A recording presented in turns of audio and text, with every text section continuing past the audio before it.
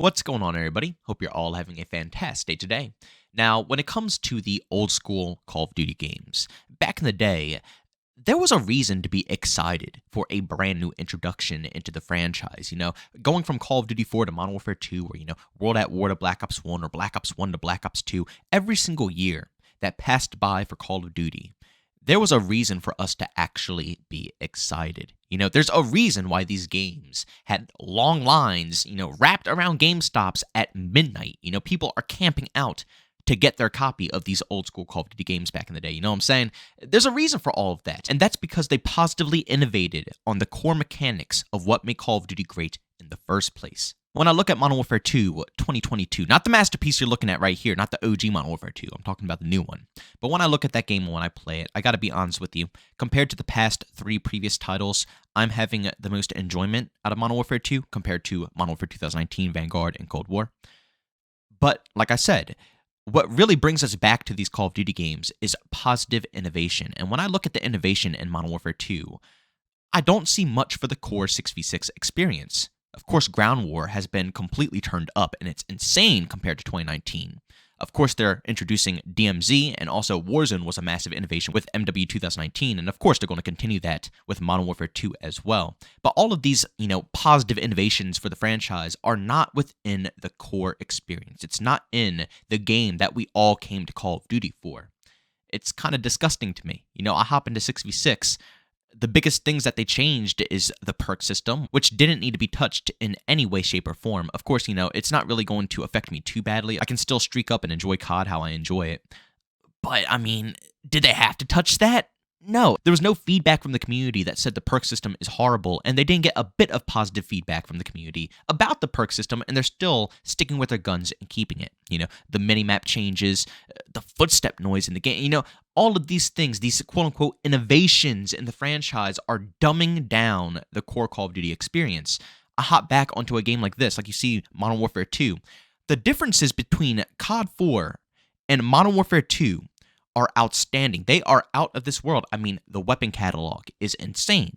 The perk system was improved in a positive way. They didn't do whatever they did in Modern Warfare 2, the new one, how they handled the perk system in that game. No, they added in things like a bling, for example, which allowed you, for the first time in the Call of Duty franchise, to put two attachments on your weapon. And back in the day, I know nowadays people are like, oh, what? That's stupid, all the new Call of Duty players. But yeah, back in the day, you were only allowed to have one attachment in the core Call of Duty game. So it was a struggle. And to be able to actually branch out and use a little bit more variety on your gun was nice. And they added in new perks to actually make things unique, make the gameplay feel better than the previous title, while still holding on to the things that were already good in the past. Kill streaks and score streaks, for example. Honestly, to be real with you guys, this is what really sparked this video. Because as I was playing Modern Warfare 2, the new one, it just, it hurts me so bad because Call of Duty, to me personally, is so popular because of the streaks. We can say for this, that, whatever. But streaks are really one of the biggest drives for people in this game. People love getting the best things you could possibly get in this game and tearing up lobbies. It doesn't happen every single game, That's what makes it so addicting. When you finally do get that lobby, that adrenaline rush of getting all those streaks and getting all those kills and just really turning up, it gets you back and you're hooked into the Call of Duty cycle. And every year, we don't see any innovations with these streaks. We are getting reskins again and again and again. We're getting chopper gunners, AC-130s, any type of ground controllable vehicle that you can use to drive around the 66 maps and gun people down, your UAVs, your counters, your Pred missiles, your care packages, pretty much everything from the past that we've seen again and again, but renamed and partially reskinned to look slightly different, but at the end of the day, it's the same exact streak. Positive innovation, people. Back in the day, Call of Duty 4 to Modern Warfare 2, the streak differences were insane. We started off with a UAV, airstrike, and a chopper. Not even a chopper gunner that you control, just, a regular chopper, a support helicopter. Nobody uses that nowadays with all the overpowered streaks we have, but that was a pretty big deal back in Call of Duty 4. World at War, we had a UAV, artillery strike, and dogs. And then, moving over to Modern Warfare 2, not only did we have everything that made COD 4 great, they kept all the core streaks that were amazing, but they added a freaking AC-130. They added in a controllable chopper gunner. They added in a missile, not just an airstrike, but, the Predator missile, a missile that you can physically control. These were innovations. They weren't just reskins. They weren't just, things that they're messing around. No, these are real improvements and innovations that made people excited for the next introduction of the game. It actually made the price point of every single Call of Duty title worth it compared to nowadays where they still slap $60 on every COD game, but realistically, there's nothing new in any of them. They are reskins after reskins after reskins with slight changes, slight, adjustments here and there, obviously different time periods, but overall, pretty much everything is typically the same. Yes, there has been positive innovations, like I like the gunsmith, for example, and stuff like that, but realistically, a lot of stuff have been untouched. World at War to Black Ops 1, the streak difference in that game is absurd, absolutely insane, and the streaks only improved from there. They only got better and better, and they improved upon things like allowing you from just having a chopper gunner that controlled itself to you controlling the chopper gunner. All these insane innovations to improve upon the previous game to make it more fun is why we got excited for the previous old school Call of Duty games. People always say it's nostalgia, but truly no, these games were a step up from one another. Modern Warfare 3 might have been a little more meh of an upgrade, but they still innovated on that game much more than they have ever innovated on games nowadays. And trust me, I understand that this franchise has been around since dirt. I'm still shocked that Call of Duty is still pumping out the numbers that it is. Usually games or anything in that matter doesn't last this long. So I understand that after some time, it gets hard to make something new and unique in your game when there's so many different games in the, catalog that you have to choose from. But at the end of the day, if they're having trouble innovating from year to year, this is where the breaks come in.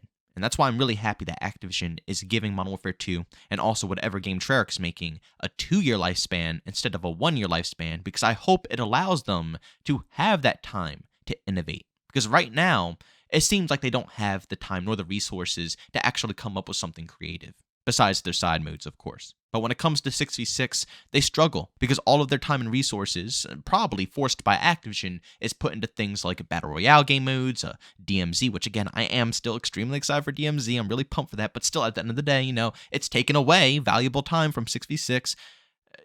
They just might need more time to be able to create something fresh and unique. I want to see them actually take these games a step up. Because if they don't take it a step up and they just give us, this yearly crap that we've been getting in the past 5 years, then we're going to have a massive problem, a huge problem, because nobody's going to wait 2 years for, once again, a tiny little reskin with minor upgrades here and there.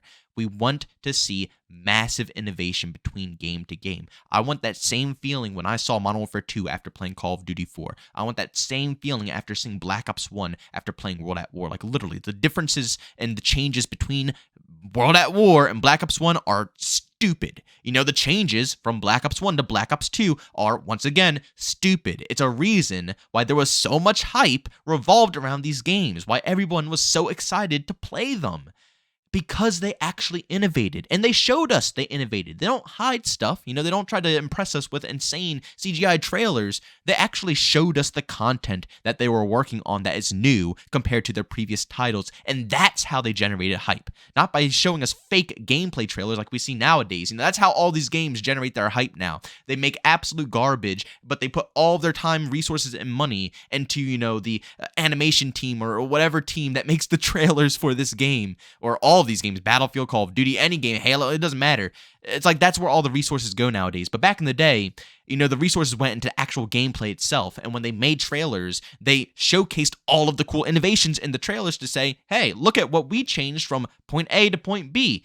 And that's what started the hype. That's what we need to go back to. You need to be able to basically not show any hype trailer at all. If you can just simply upload, with the next Call of Duty game, if Treyarch comes out with their next game and the first footage they upload is, obviously they're going to have a trailer, but right along with it, if they just show one multiplayer gameplay with all of the very cool innovations that they have made upon the formula, not bad innovations, they have to communicate with the community, of course, but if they can showcase all the positives that they have worked on, that's going to cause the hype, as long as they're good positives. Again, if it's just such tiny things here and there, then it's not going to work. And obviously, if that's the case, then trust me, Activision won't even make a trailer like that. We're going to get the fake hype trailer again if that's the case. But let's hope that these 2-year life cycles will really make these games unique again, and it can cut the laziness out of the development cycle. It's either laziness, incompetence, egos, not wanting to listen to their community, or just a lack of time. I want to say it's a lack of time, but again, we're about to find out. We are literally about to find out. But ladies and gentlemen, thanks so much for checking out this video. If you enjoyed it, make sure to leave a like. If you hate it, leave a dislike. Also, if you're brand new, enjoy the content, don't forget to subscribe and hit that notification button. Also, want to chat with me, there's 2 ways to do so. I have Twitter and Discord, both linked down in the description. And also, want to catch me live streams of video games over on Twitch, link that's in the description as well. But guys, thanks so much for tuning in. See you on the next one. Peace out.